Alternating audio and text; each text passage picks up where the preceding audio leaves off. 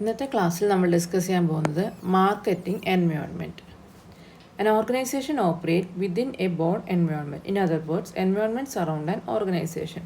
ഏതൊരു ഓർഗനൈസേഷൻ ആണെങ്കിലും ഒറ്റയ്ക്ക് അതിന് നിലനിൽപ്പില്ല. അതിൻ്റെ ചുറ്റുപാടുകളെ ആശ്രയിച്ചാണ് അത് നിലനിൽക്കുന്നത്. An organization consistently interact with the environment. In the words of H.I. Asoff, a firm is a creature of its environment. Its resources, its income, its problem, its opportunities and its very survivals are generated and conditioned by the environment.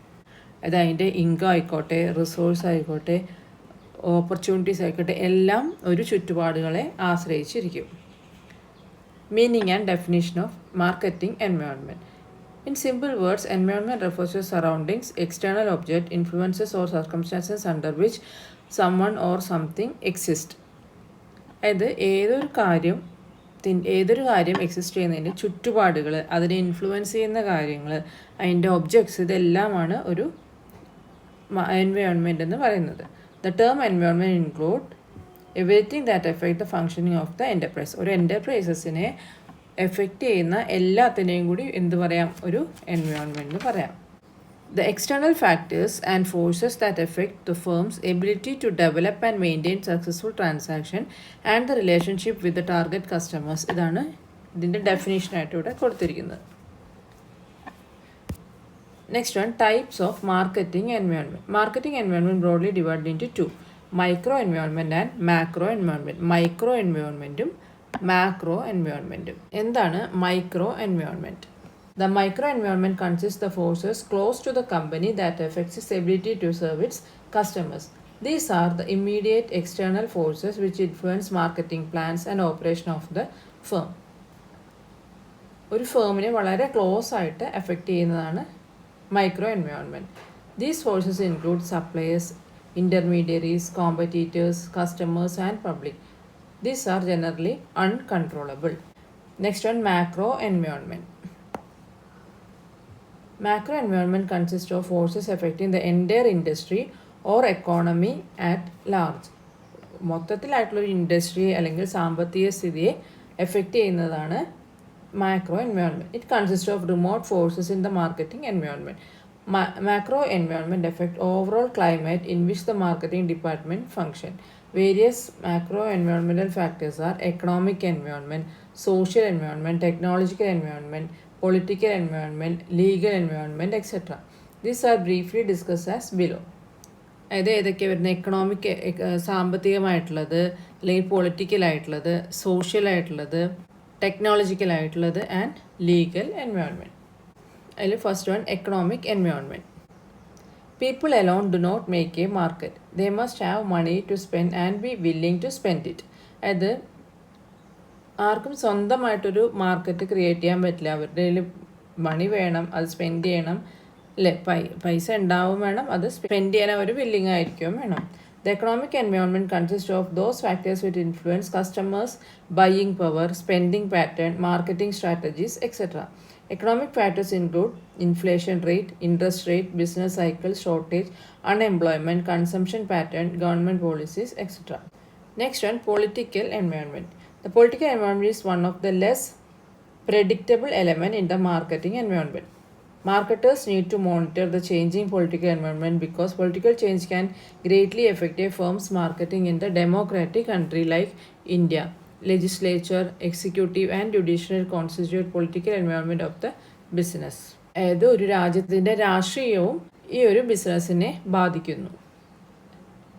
Marketing is greatly influenced by the government policies. അതായത് government പുതിയതായിട്ട് ഇറക്കുന്ന policies, taxation ആയിക്കോട്ടെ, price, industry policies, agriculture policy, ഇതെല്ലാം മാർക്കറ്റിങ്ങിനെ ബാധിക്കുന്നു. Social environment. Social environment comprises of the belief, value, custom and attitude which determine lifestyle of the people. Social environment സാമൂഹികപരമായിട്ടുള്ള പരിതസ്ഥിതി, അതായത് ഒരാളുടെ വിശ്വാസം, അവരത് കൽപ്പിക്കുന്ന മൂല്യങ്ങൾ, അവരുടെ കസ്റ്റം, ആറ്റിറ്റ്യൂഡ്, ഇതെല്ലാം ലൈഫ് സ്റ്റൈലും എല്ലാം എഫക്റ്റ് ചെയ്യുന്നു. It determine how and when people buy a product and service.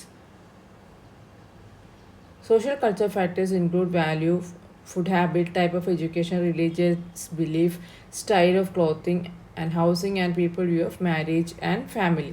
മതപരമായ വിശ്വാസം ആയിക്കോട്ടെ, അവരുടെ മറ്റേ എഡ്യൂക്കേഷൻ ആയിക്കോട്ടെ, എല്ലാത്തിനെയും ഇത് ബാധിക്കുന്നു. The technological environment. Technology shapes the future of the society.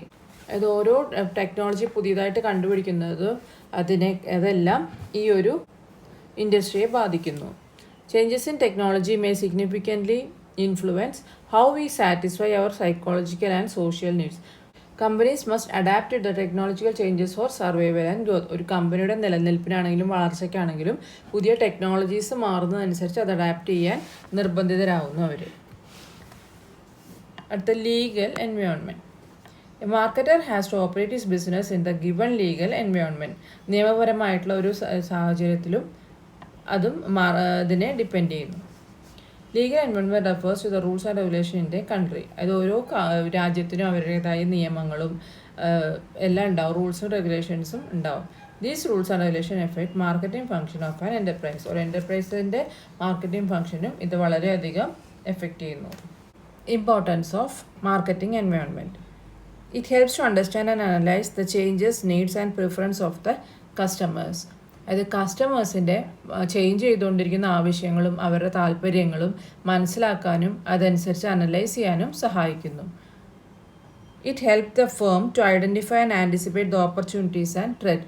ഒരു ഫേമിനെ അല്ലെങ്കിൽ ഒരു സ്ഥാപനത്തിനെ അവരുടെ പുതിയ പുതിയ അവസരങ്ങൾ തിരിച്ചറിയാനും എന്തെങ്കിലും ത്രെറ്റ് ഉണ്ടോ, എന്തെങ്കിലും നമ്മൾ പേടിക്കേണ്ടതായിട്ടുണ്ടോ, ഭീഷണികളുണ്ടോ, അതൊക്കെ മുൻകൂട്ടി മനസ്സിലാക്കാനുള്ള കഴിവ് നൽകുന്നു.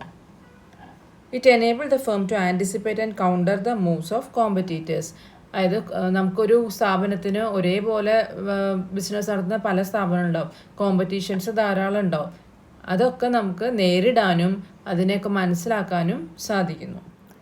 Next one, it helped the firm to acquire strength, remove weakness for facing the threats and exploiting the opportunities. ഇതൊരു സ്ഥാപനത്തിൻ്റെ അവരുടെ സ്വന്തം എവിടേക്കാണ് അവരുടെ ശക്തികൾ, സ്ട്രെങ്ത്ത്, അതിനെ നമ്മൾ മാക്സിമം യൂട്ടിലൈസ് ചെയ്യാനും പോരായ്മകളെ അല്ലെങ്കിൽ വീക്ക്നെസ്സിനെ മെച്ചപ്പെടുത്താനും മാർക്കറ്റിലെ ഓപ്പർച്യൂണിറ്റീസ് മാക്സിമം ഉപയോഗപ്പെടുത്താനും സഹായിക്കുന്നു. It enabled the firm to design and modify marketing mix to suit the requirement of the consumer. ഒരു കൺസ്യൂമേഴ്സിൻ്റെ അല്ലെങ്കിൽ കസ്റ്റമേഴ്സിൻ്റെ ആവശ്യങ്ങൾക്കനുസരിച്ച് മാർക്കറ്റിംഗ് മിക്സ് അല്ലെങ്കിൽ മാർക്കറ്റിംഗ് സ്ട്രാറ്റജീസ് അവർക്ക് ഡിസൈൻ ചെയ്യാനും അല്ലെങ്കിൽ എന്തെങ്കിലും വ്യത്യാസം വരുത്താനും സഹായിക്കുന്നു. It help the marketing managers to formulate marketing strategies so as to achieve goal. ഒരു ഓർഗനൈസേഷൻ്റെ ഗോൾ നേടുന്നതിന് വേണ്ടി മാർക്കറ്റിംഗ് മാനേജേഴ്സിന് പല വിധത്തിലുള്ള സ്ട്രാറ്റജീസ് രൂപപ്പെടുത്തുവാൻ വേണ്ടി സഹായിക്കുന്നു.